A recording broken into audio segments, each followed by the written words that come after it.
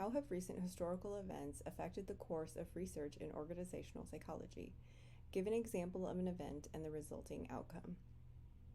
There are a number of recent historical events that have massively impacted the field of industrial and organizational psychology, including the course of research and what psychologists anticipate in the future.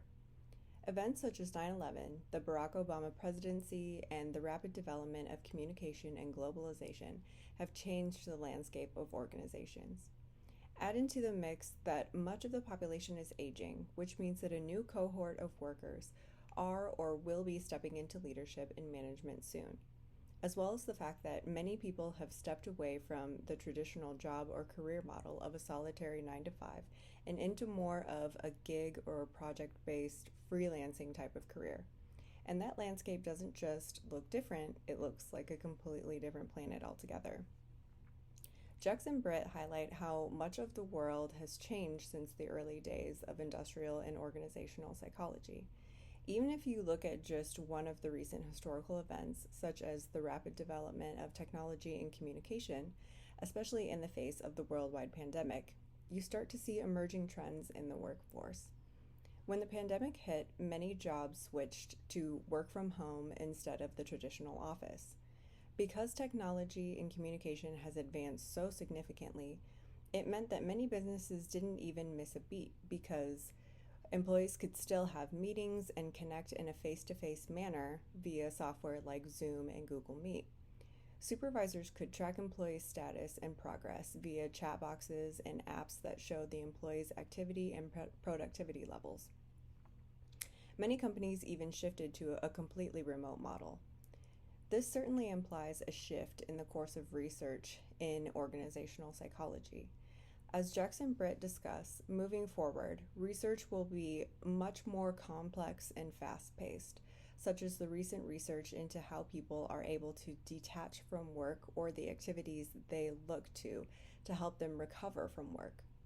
In a highly connected world, it's still important to be able to disconnect every once in a while and take a mental break from the 24/7 presence of work. It's important that both employees and employers understand this and make shifts in their daily lives to incorporate some of these practices.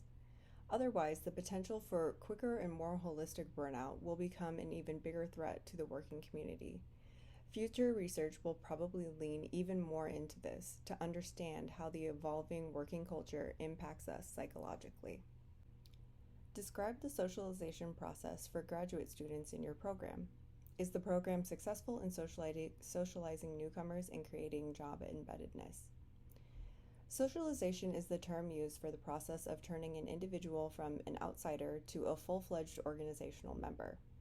It's not a quick process of specific activities and trainings for a few days or weeks, but is a much broader and long-term process that ideally goes both ways instead of just one.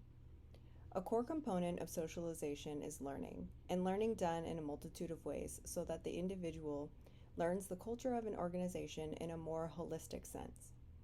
Jux and Britt describe the most comprehensive organizational socialization as having 6 dimensions, which are history, language, politics, people, organizational goals and values, and performance proficiency. When it comes to the socialization process for graduate students at Liberty, I will use this definition to describe what it's like. The first dimension is history, in which the new individual becomes familiar with the organization's history and things like its customs and traditions. The graduate program at Liberty may include this in little bits and pieces through a student's education via email communication and the like, but knowing the history of Liberty is not a prerequisite to success. What is more applicable in the graduate student setting is becoming familiar with this institution's policies and requirements, as well as how to complete assignments and utilize resources.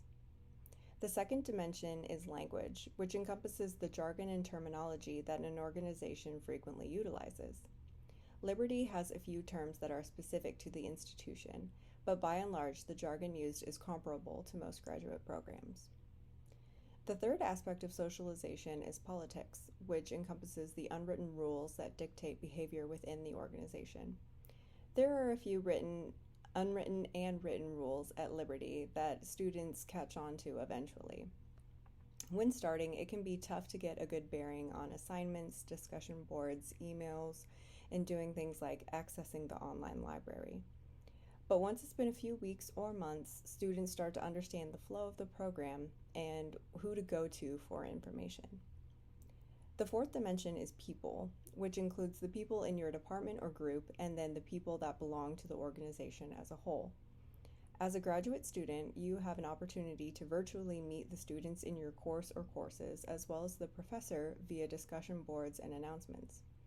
Unfortunately, these change every subterm, so the students that you get to know in the discussion posts will eventually change, but it still creates a sense of familiarity and an opportunity to bond with other students. For the organization as a whole, it's difficult to get to know most of the people besides on a familiarity with someone's name through emails or announcements. For many of us, our entire program is online, so we don't actually meet anyone in person or even set foot on the actual campus. Thus, getting to know people is done in an online setting. The fifth dimension is organizational goals and values, which I believe is the one we experience the most as graduate students.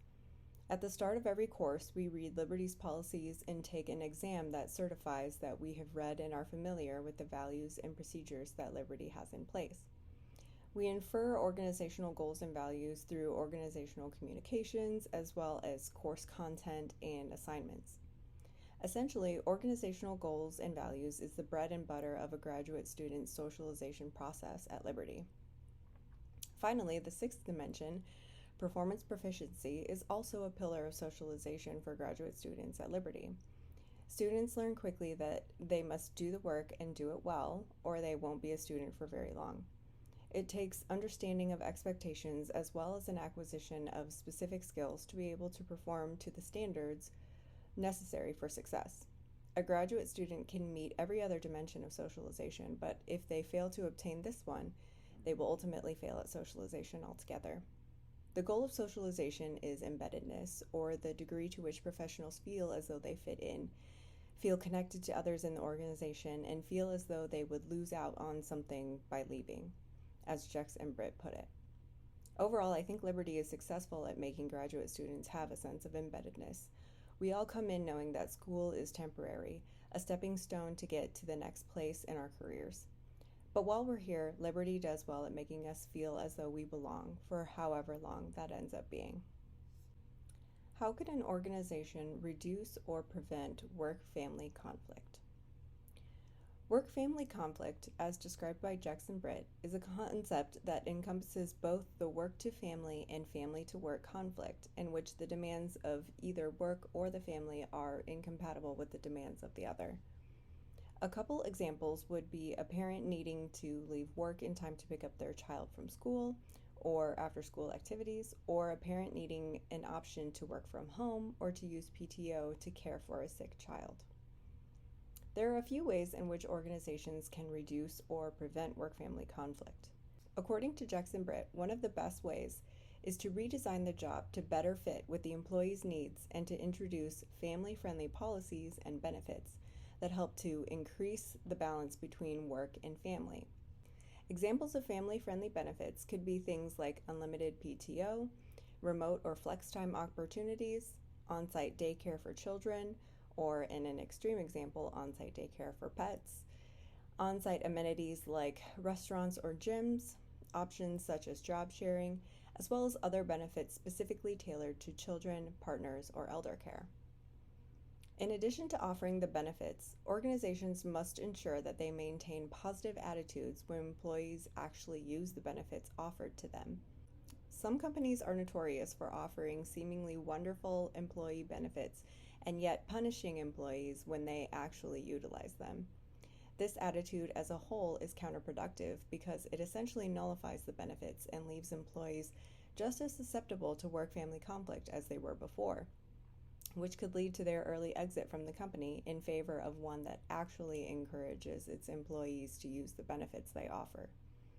In order to avoid this or similar situations, training supervisors on family-friendly behaviors and redefining the organizational culture and norms is an important step to ensure that benefits are used and the organization is viewed as family supportive.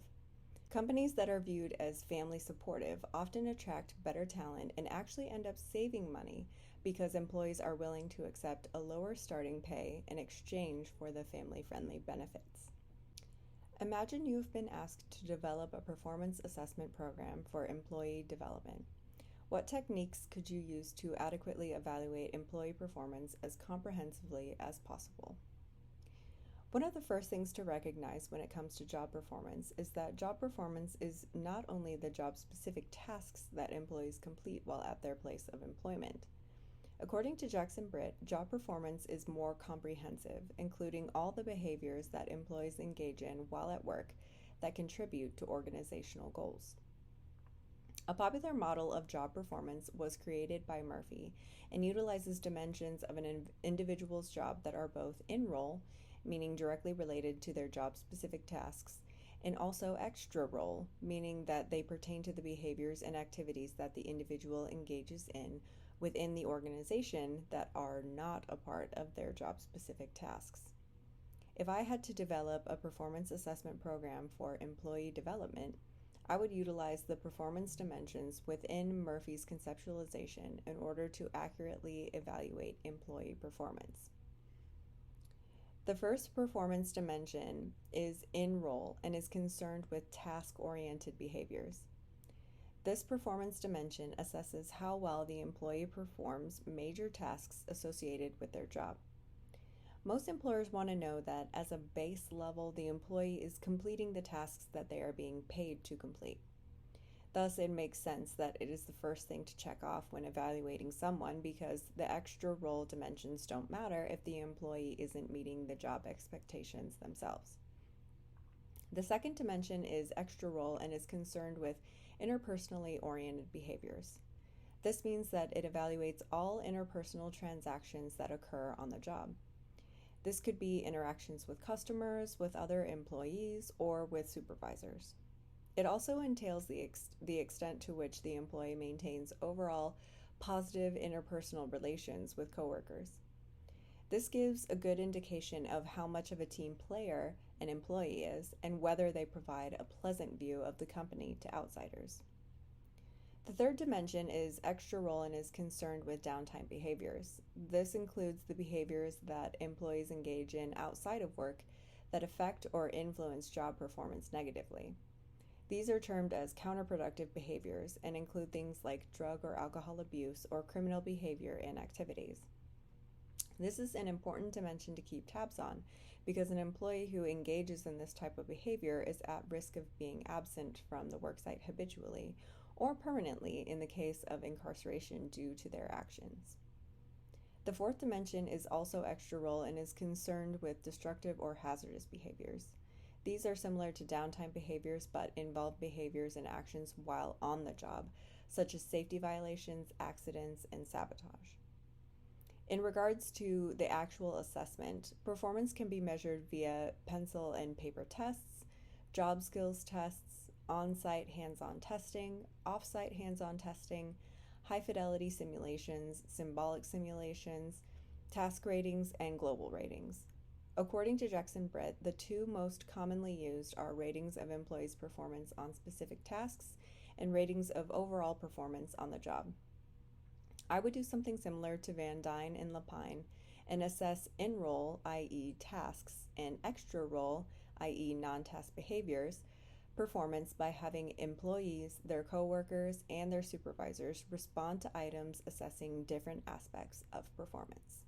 What are some possible common organizational constraints? How could they lead to counterproductive behaviors?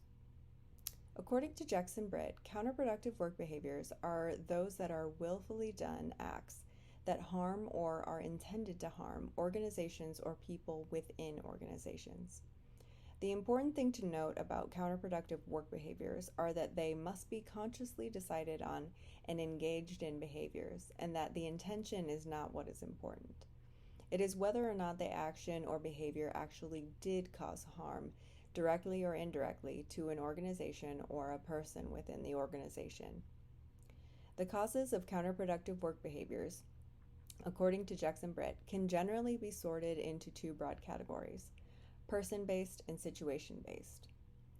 Person-based is more concerned with the traits that certain people possess that make them more inclined to engage in counterproductive work behaviors, such as conscientiousness, trait anger, self-control or lack of it, and narcissism.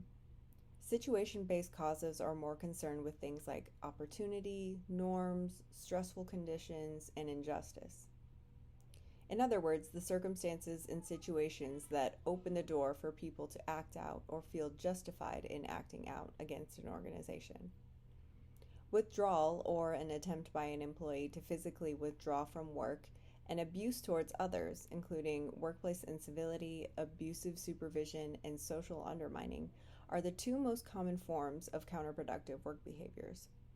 Withdrawal often involves forms of absenteeism, which is the most common form of withdrawal, and actually stems from a behavioral response to negative feelings about one's job or job situation. It can also be caused by things like gender, as studies show that women are more likely to miss work than men, personality traits, as discussed previously, and group absence norms, as well as absence control policies. For example, if a company is lenient when it comes to absenteeism, they may have an absence culture that allows for and does not penalize employees for being consistently absent. Thus, employees have a higher likelihood of abusing the system and causing harm to the organization. Abuse towards others can involve an organization that has a culture that allows things like workplace incivility, which in general is described as behavior that is rude or discourteous and violates societal norms for how people should be treated. This can range from one coworker ignoring another to explosive interactions between colleagues. Abuse towards others can also occur in the form of abusive supervision, which can mean supervisors being demeaning or condescending to subordinates, being overly critical of subordinates, or taking credit for subordinates' work. Finally, abuse towards others can include social undermining, in which actions are taken that are intended to keep others in the workplace from developing favorable relationships, from being successful in their work, and from developing a favorable reputation. This could include things like spreading negative rumors or consistently excluding a particular person in social settings. In summary, there are many organizational constraints that could lead to counterproductive behaviors, but it largely depends on the people that are employed and whether they incite a positive work culture or a negative work culture.